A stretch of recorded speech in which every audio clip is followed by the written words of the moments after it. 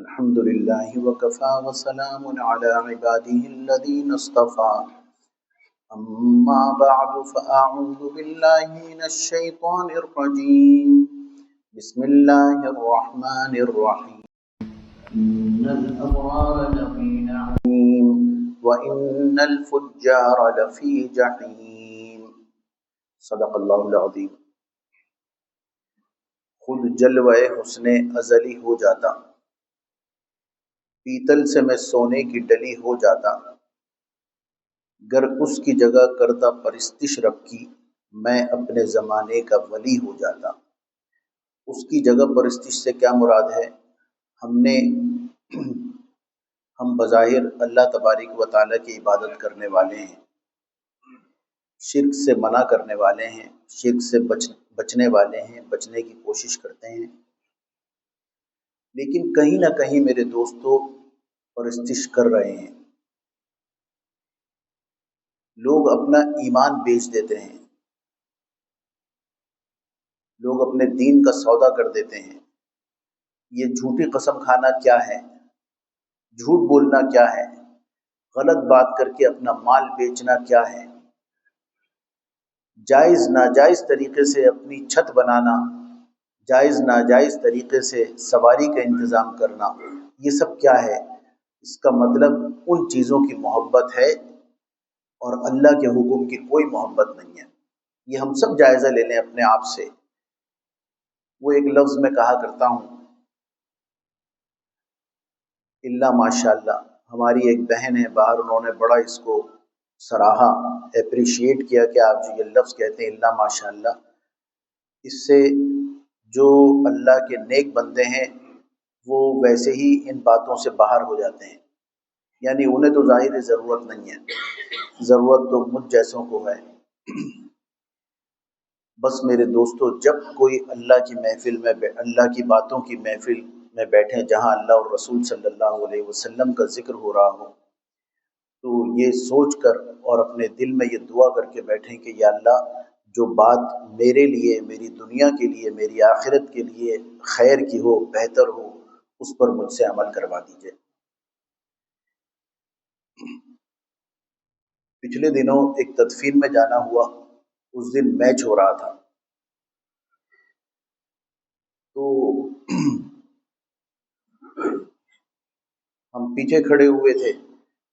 وہ جو ایک تدفین کے وقت میں سب کے اوزان خطا ہوتے ہیں، چیخ و پکار ہوتی ہے، یہ کر لو، ایسا کر لو، ویسا کر لو، وہ غالباً اس وقت آدمی کا ذہن منتشر ہو جاتا ہے کہ یہ وہ جگہ کی ہیبت ہے، اس جگہ کی ہیبت کی اب تدفین ہو رہی ہے۔ تو وہ آگے بلا لیا کہ آپ دیکھ لیں ذرا۔ بہرحال بعد میں انہوں نے کہا دعا کروا دیں، تو دعا سے پہلے میں نے مناسب سمجھا کچھ باتیں وہاں کر لوں لوگوں سے۔ میں نے لوگوں سے مخاطب ہو کے کہا، اللہ نے کچھ الفاظ بھی اس طرح کے دے دیے کہ یہ قبرستان، یہ آخرت کا گھر، یہاں پہ سب لوگ آئے ہیں، آپ لوگ آئے نہیں ہیں، آپ کو لایا گیا ہے۔ ایمانداری سے بتائیے، جو دفاتر سے آئے، جو یونیورسٹیز سے آئے، جو کالجز سے آئے ہیں یہاں پر، وہ اگر یہ ان صاحب کا انتقال نہ ہوتا تو کیا آتے؟ بعض لوگ تو 10 سال کے بعد آئے ہوں گے قبرستان۔ یہ آئے نہیں ہیں، لایا گیا ہے۔ اور کون لایا ہے؟ جو دنیا سے چلا گیا وہ لے کے آیا ہے کہ چلو۔ آپ صلی اللہ علیہ وسلم نے فرمایا کہ قبرستان جایا کرو، اس سے تمہیں آخرت کی یاد رہے گی۔ کتنا بڑا المیہ ہے کہ آپ صلی اللہ علیہ وسلم تو یہ فرما رہے ہیں کہ آخرت کی یاد کرو کہ ایک دن آنا ہے اس جگہ، اور ہمارا یہ حال ہے کہ ہم کرکٹ میچ سن رہے ہیں، اور کچھ لوگ تو باقاعدہ ویڈیو پہ میچ دیکھ رہے تھے۔ میں نے کہا الامان الحفیظ، آپ کی روح نہیں کانپی، آپ کا جسم کے رونگٹے کھڑے نہیں ہوئے، آپ کی آنکھوں سے آنسو نہیں جاری ہوئے کہ اس وقت بھی آپ اتنے میچ کے اندر منہمک ہیں؟ یہ میچ ہونا یہ آپ کو کیا دے گا؟ تو لوگ توجہ سے سن رہے تھے باتوں کو، ایک واقعہ ذہن میں آیا۔ مسند دارمی میں ایک طویل واقعہ درج ہے کہ سلیمان بن عبد الملک یہ بادشاہ تھے، یہ مدینہ منورہ گئے، نیک آدمی تھے، مدینہ منورہ گئے۔ انہوں نے وہاں لوگوں سے یہ کہا کہ یہاں پر مدینہ منورہ میں کوئی ایسے ہیں جنہوں نے صحابی کی زیارت کی ہوئی ہو، یعنی تابعی ہیں کوئی؟ تو انہیں بتایا گیا کہ ابو حازم رحمت اللہ علیہ ہیں یہاں پر۔ تو کہا ابو حازم کو بلاؤ، بلا بھیجا، اور پھر سلیمان عبد الملک رحمت اللہ علیہ نے ان سے یہ شکایت کی کہ ہم یہاں آئے ہوئے ہیں اور آپ ہم سے ملنے نہیں آئے۔ انہوں نے ابو حازم رحمت اللہ علیہ نے فرمایا کہ مجھے کیا معلوم آپ کون ہیں، ہماری شناسائی نہیں ہے۔ سلیمان بن عبد الملک نے یہ شکوہ بھی کیا کہ آپ بے وفا ہیں۔ کہا میری بے وفائی کیسی جبکہ میں آپ کو جانتا بھی نہیں ہوں۔ یہ بتایا کہ اللہ والوں کا مقام دیکھیے آپ، کہ انہیں یہ پتہ ہی نہیں ہے کوئی بادشاہ یہاں پر آیا ہوا ہے۔ ہمارے یہاں تو اگر چلی یا ایکواڈور میں کوئی بادشاہ چلا جائے نا، ہمارا صدر وزیر اعظم چلا جائے، تو ہمیں ہر شخص کو پتہ ہوتا ہے کہ وہاں پر، اور بلکہ اس کی باتوں کو بھی ہم بحث میں لے کے آتے ہیں کہ وہاں انہوں نے یہ بات کی، یہ نہیں کرنی چاہیے تھی، وغیرہ وغیرہ۔ تو انہیں ابو حازم رحمت اللہ علیہ کو نہیں پتہ، کہنے لگے مجھے نہیں معلوم آپ کون ہیں کا۔ پھر اپنا تعارف کروایا کہ میں سلیمان بن عبد الملک ہوں۔ تو کہا کہ کچھ باتیں آپ سے کرنی ہیں۔ پہلی بات، اس نے کچھ سوالات کرنے ہیں۔ ابو حازم رحمت اللہ علیہ نے کہا کہ فرمائیے۔ پہلا سوال کیا کہ ہم موت سے ڈرتے کیوں ہیں؟ تو جواب دیا ابو حازم رحمت اللہ علیہ نے، وجہ اس کی یہ ہے کہ جہاں جانا ہے وہاں کی تیاری نہیں ہے، اور آدمی حسین جگہ سے بدترین جاتے ہوئے ڈرتا ہے ہمیشہ۔ اگر یہی ہم توجہ آخرت کی طرف کر لیں، اس جگہ کو حسین بنا لیں، تو پھر یہاں موت سے جانے میں، یعنی موت سے پھر ڈر نہیں لگے گا۔ اللہ والے بھی موت سے ڈرتے ہیں، موت سے بہرحال ڈرنا چاہیے، ایک دن جانا ہے اس دنیا سے، لیکن ڈر ہوتا ہے۔ اللہ والے اس لیے ڈرتے ہیں کہ یا اللہ اگر زندگی آپ نے دی تو آپ کی عبادت اور کر لیں گے، آپ کو راضی کر لیں گے اگر اب تک راضی نہیں کر سکے۔ اور دنیا دار تو ظاہر ہے کہ اس کے لیے تو یہ ایک جنت ہے۔ تو دوسرا سوال کیا کہ کیا کرنا چاہیے وہاں جانے کے لیے کہ ہم خوشی خوشی وہاں جائیں، اللہ کے دربار میں حاضر ہوں۔ کہا کہ کتاب کے اوپر عمل کرنا چاہیے۔ کون سی کتاب؟ کہ قرآن، کہ قرآن میں کہاں لکھا ہے ہمارے بارے میں کہ ہمیں کیسا ہونا چاہیے؟ تو انہوں نے کہا ایک آیت جو بھی میں نے خطبے پڑھی، ان الابرار لفی نعیم، اللہ کے نیک بندے یہ ابرار، یہ کامیاب، وان الفجار لفی جحیم، وہ جنت میں، اور یہ جہنم، جہنم کے اندر جائیں گے جن سے اللہ ناراض ہوا۔ تو اللہ کی ناراضگی سے بچنا۔ آیت نازل ہوئی ان الابرار لفی نعیم۔ صحابہ کیا عربی دان نہیں تھے؟ صحابہ میں سے ایک صحابی نے پوچھا یا رسول اللہ اس کے کیا معنی ہیں ان الابرار لفی نعیم کے؟ آپ صلی اللہ علیہ وسلم نے فرمایا، روایات میں آیا ہے کہ آپ نے فرمایا ہاں ان الابرار لفی نعیم الذین لا یؤذون الذر، اللہ کے نیک بندے وہ ہیں جو چیونٹیوں کو بھی نقصان نہیں پہنچاتے، چیونٹیوں کو۔ اور ہم میرے دوستو صبح سے شام تک اپنے آپ منہ میاں مٹھو اپنی تعریفیں کرتے نہیں تھکتے۔ ہم تو اللہ کا شکر ہے جی نماز بھی پڑھتے ہیں، ہم تو کسی کو تکلیف نہیں دیتے، یہ پتہ نہیں کہ ابھی یہاں سے وہاں تک جانے میں کتنی چونٹیاں روندی ہوں گی۔ ہم تو بڑے اچھے ہیں، ہم کر کیا رہے ہیں میرے دوستو؟ آپ ایمانداری سے بتائیے، دن میں 5 وقت کی نماز، اس میں بھی سستی اور کاہلی، وہ بھی وقت پر ادا، بعض نماز ہو جائے تو سبحان اللہ۔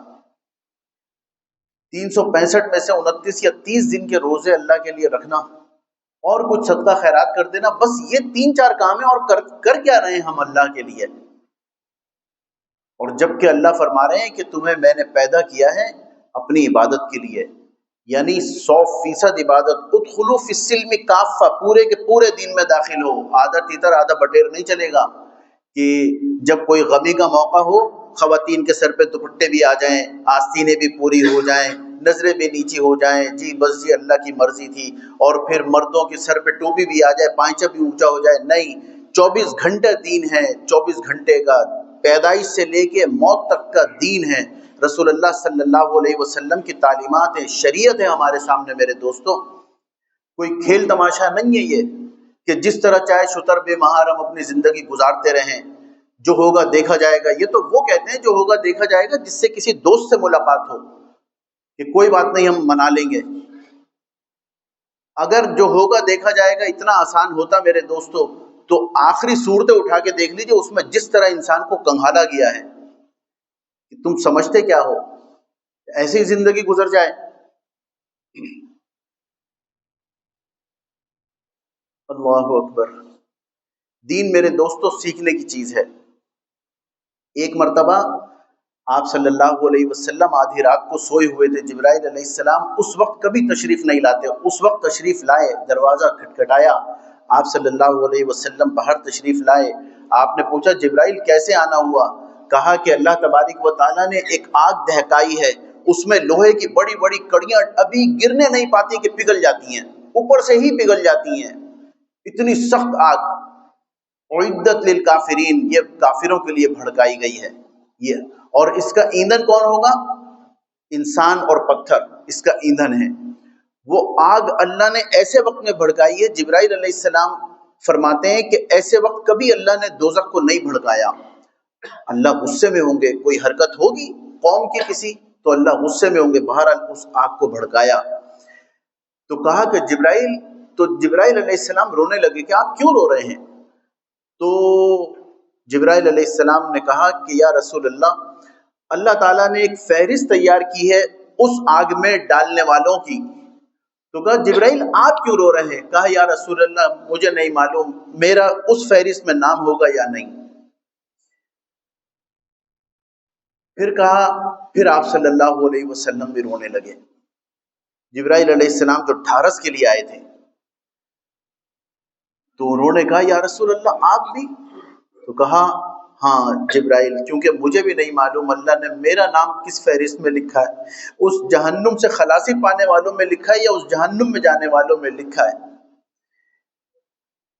اس کے بعد غیب حاطف سے آواز آئی، دونوں حضرات روئے ہیں، غیب حاطف سے آواز آئی کہ آپ اللہ کے برگزیدہ بندوں میں، نبیوں میں سب سے برگزیدہ ہیں، اور آپ اللہ کے فرشتوں میں سب سے برگزیدہ فرشتے ہیں، اللہ نے آپ دونوں کا نام اس لسٹ میں، اس فہرست میں نہیں لکھا جنہیں جہنم میں ڈالا جائے گا۔ یہ سننا تھا کہ آپ صلی اللہ علیہ وسلم چپ ہوئے، جبرائیل علیہ السلام مسکرائے اور پرواز کر گئے۔ صبح کی نماز کے بعد آپ صلی اللہ علیہ وسلم واپس آ رہے تھے تو دیکھا چند نوجوان کھیل رہے ہیں، آپ صلی اللہ علیہ وسلم نے انہوں بلایا اور یہ کہا کہ کیا تمہیں جنت میں داخلے کا کوئی پروانہ مل گیا؟ انہوں نے کہا نہیں یا رسول اللہ۔ کہا پھر جہنم سے خلاصی کا کوئی پروانہ ملا ہے؟ کہ نہیں یا رسول اللہ۔ کہنے لو تعلمون ما اعلم، اگر تم لوگ جان لو جو میں جانتا ہوں، یا ما اعلم لو تعلمون، میں جو جانتا ہوں اگر تم وہ جان لو، لبقیتم کثیرا، تو تم کثرت کے ساتھ رونا شروع کر دو، ولا ضحکتم قلیلا، اور تم ہنسنا بند کر دو، کم کر دو ہنسنا۔ ہنسی معتبر ہے، اچھی ہے۔ ایک باپ کے 3-4 بچے ہیں، ایک جگہ بیٹھے ہوئے ہیں، ہنسی مذاق کر رہے ہیں، اور وہ باپ کے نافرمان ہیں، باپ کو دیکھ کے غصہ آئے گا کہ ظالمو، ایک تو مجھے تنگ کرتے ہو اور اوپر سے یہ ہنسی مذاق۔ اور ایک باپ ہے، اس کے بچے تابعدار ہیں، فرما بردار ہیں، جی ابا جی، جی حکم کیجئے ہمیں، وہ اشارے کا انتظار کرتے ہیں، یہ ہنس رہے ہوں، باپ کو خوشی ہوگی کہ اللہ تمہیں ایسا ہی ہنستا رکھے، اضحک اللہ سنک، اللہ تمہیں ایسا ہی ہنستا ہوا رکھے، کیونکہ باپ خوش ہے۔ میرے دوستو ہنسی معتبر ہے، ہنسی مقبول ہے، ہنسی مقصود ہے، ہنسی مطلوب ہے اس صورت میں جب اللہ کی رضا کے ساتھ ہو، پھر ہنسیے۔ بزرگ بیٹھے ہوئے تھے، ہنسی مذاق کی باتیں ہو رہی تھیں، تو ایک بزرگ نے وہ فرمایا اپنے مریدین سے کہ سچ سچ بتاؤ اس ہنسی میں کون کون، کس کس کا دل اللہ سے لگا ہوا تھا؟ تو سب چپ ہو گئے، تو پھر کہنے لگے کہ یہ بات کہنی نہیں چاہیے لیکن میں اظہار تشکر کے لیے کہہ رہا ہوں کہ الحمدللہ جب ہنس رہے تھے اس وقت بھی میرا دل اللہ سے جڑا ہوا تھا. میں اس وقت بھی سوچ رہا تھا کوئی ایسی بات تو نہیں ہو گئی جس سے اللہ ناراض ہے. تو پھر ابو حازم رحمۃ اللہ علیہ سے سوال کیا سلیمان بن عبد الملک نے کہ کوئی حاجت ہے آپ کی کہ میں پورا کروں؟ ابو حازم رحمۃ اللہ علیہ نے فرمایا ہاں ایک حاجت ہے، مجھے جنت میں داخلے کا پروانہ دے دو اور جہنم سے خلاصی کا بتا دو، یہ میری حاجت. تو وہ کہنے لگے یہ تو میں نہیں کر سکتا. کہنے لگے بس پھر کوئی میری حاجت نہیں ہے، آپ کیا پوری کریں گے حاجت؟ تو کہا 100 اشرفیاں دی انہیں. ابو حازم نے وہ 100 اشرفیاں واپس کی اور یہ کہا کہ اگر یہ ان باتوں کا معاوضہ ہے جو میں نے آپ سے کی ہیں، دین کی باتیں، اللہ کی باتیں، تو اس سے بہتر خنزیر کا گوشت ہے میرے لیے. اور اگر یہ ان کا معاوضہ نہیں ہے تو علماء اور بہت سارے ہیں، آپ ان کی مدد کر دیجئے. میرے دوستو یہ تھے اللہ والے، اور یہ کیسے نہ ہوتے، صحابہ کی صحبت پائی ہوئی تھی انہوں نے. صحابہ کے دل میں دنیا نہیں تھی، دل میں صرف اللہ تھے. سن لے اے دوست جب ایام بھلے آتے ہیں گھات ملنے کی وہ خود آپ ہی بتلاتے ہیں. وہ جب دل میں آتے ہیں میرے دوستو تو طبیعت ہی عجیب ہو جاتی ہے. ہمارا ذکر میں طبیعت نہیں لگتی، دل نہیں لگتا. آپ نے بتایا تھا اتنے عرصے سے ذکر اذکار کر رہے ہیں، کوئی فائدہ نہیں ہو رہا. اس سے یہ کم بڑا فائدہ ہے کہ اللہ کا ذکر کر رہے ہیں اپنی زبان سے. میرے دوستو اللہ تعالیٰ زبان سے ذکر کی طاقت کو چھین لیتے ہیں. آپ دیکھ لیں بہت سارے لوگوں سے آپ دین کی بات کریں وہ کہیں ہمیں بھی پتہ ہے بس کرو، زیادہ بات کرنے کی ضرورت نہیں ہے. یہ کیا ہے؟ یہ طبیعت دین کی بات سننے کو نہیں ہے. اور ایک ہے کہ وہ یہ چاہتی ہے، وہ روح نیک ہوتی ہے، وہ یہ چاہتے ہیں کہیں بیٹھیں تو اللہ تعالیٰ کا ذکر ہمارے سامنے ہوتا رہے. اللہ کے ذکر سے یہ زندگی اللہ کا ذکر. اور دلیل کیا ہے؟ ایک واقعہ لکھا ہے کتابوں میں کہ ایک بزرگ چلے ہیں اپنے شیخ کی زیارت کرنے. کسی بزرگ کا سنا ہوگا، ان کی زیارت کرنے یہ چلے ہیں، اللہ والے تھے.